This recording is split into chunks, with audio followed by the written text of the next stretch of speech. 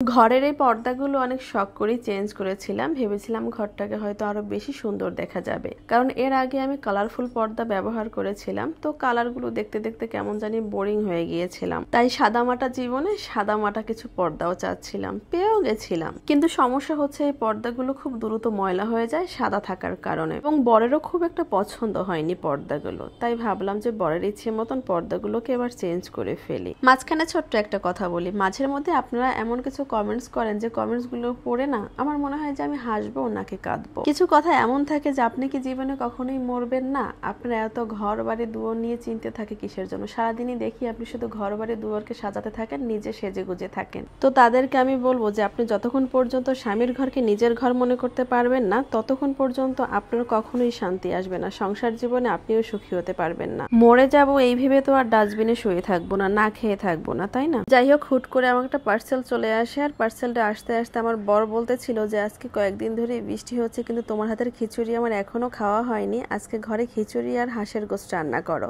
তো যেই বলা সেই কাজ, আমি আমার বরের জন্য ভালোবেসে খিচুড়ি আর হাঁসের গোশত রান্না করলাম। আপনাদেরকে একটা গোপন কথা বলি, আমি আমার স্বামীর জন্য অনেক বেশি পরিশ্রম করতে পারি, সেটা আমার কখনোই গায়ে লাগে না যদি আমার স্বামীর কাছ থেকে একটুখানি প্রশংসা পাই এবং একটুখানি ভালোবাসা পাই। এই ভিডিওর মধ্যে আপনাদের ছোট্ট একটা ভুল আমি আজকে ভেঙে দিয়েছি। সেটা হচ্ছে অনেক ভাই এবং আপুরাই মনে করেন যে এই ফ্ল্যাটটা হচ্ছে আমার ফ্ল্যাট, এটা হচ্ছে আমার নিজের বাড়ি। আসলে সেটা না, এটা হচ্ছে আমার ভাড়া বাড়ি। কারণ আপনারা অনেকেই অনেক সময় কমেন্টস করে থাকেন যে আপু আপনার বাসার টাইলস গুলো চেঞ্জ করেন, টাইলস গুলো খুবই নোংরা হয়ে গেছে, দেখতে বাজে লাগে। আর এটা আপনাদের বলাটাও খুব স্বাভাবিক, কারণ এর আগে আমি আপনাদের সাথে একটা ভিডিও শেয়ার করেছিলাম যেখানে আমার বাসাটা পেস্ট কালার ছিল, তারপরে আমি সাদা রং করেছি। তো ওখান থেকে আপনারা অনেকেই মনে করেছেন যে ফ্ল্যাটটা হয়তো আমার। আসলে ফ্ল্যাটটা আমার না, আমরা শুধু আমাদের নিজেদের টাকা খরচ করে ফ্ল্যাটটাকে সাদা রং করেছি। যেহেতু আমরা কন্টেন্ট ক্রিয়েটর, আমাদেরকে প্রতিদিন ভিডিও করতে হয়, যার কারণে রংটাকে চেঞ্জ করে সাদা রং করেছি। এখন আপনারা অনেকেই বলেন যে টাইলস গুলো খুবই নোংরা হয়ে গেছে, এগুলো চেঞ্জ করতে। আসলে এগুলো চেঞ্জ করা তো আর আমাদের পক্ষে সম্ভব না। যদি সম্ভব হতো, নিজেদের বাসা হতো, তাহলে অবশ্যই করতাম। তবে আপনারা দোয়া করবেন যেন আমাদের নিজেদের একটা বাড়ি হয়, কারণ আমি আমার বাবার বাড়িতেও কখনো থাকতে চাই না, শ্বশুর বাড়িতেও থাকতে চাই না। আমি আমার স্বামীর দেয়া নিজের একটা বাড়িতে থাকতে চাই, যেখানে শুধুমাত্র আমার নিজের অধিকার থাকবে, যেখানে আমি আমার ইচ্ছে মতন আমার ঘরটাকে গুছিয়ে রাখতে পারবো।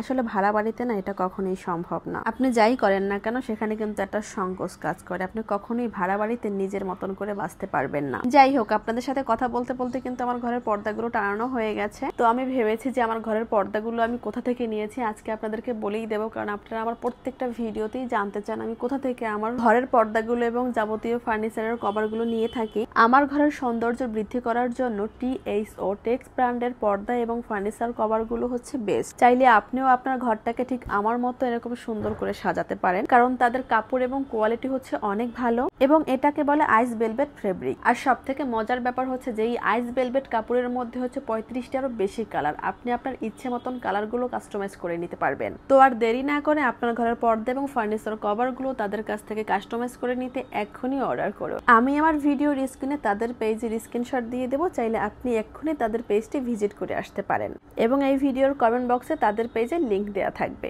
সাথে হোয়াটসঅ্যাপ এবং ইমো নাম্বার। আর হ্যাঁ, অবশ্যই কেনাকাটার সময় THO টেক্স ব্র্যান্ডের লোগো দেখে কিনবেন, তাহলে কখনোই ঠকবেন না। এবং আরো বিস্তারিত জানার জন্য তাদের পেজে নক করতে পারেন। সবাই ভালো থাকবেন, দেখা হবে পরবর্তী ভিডিওতে।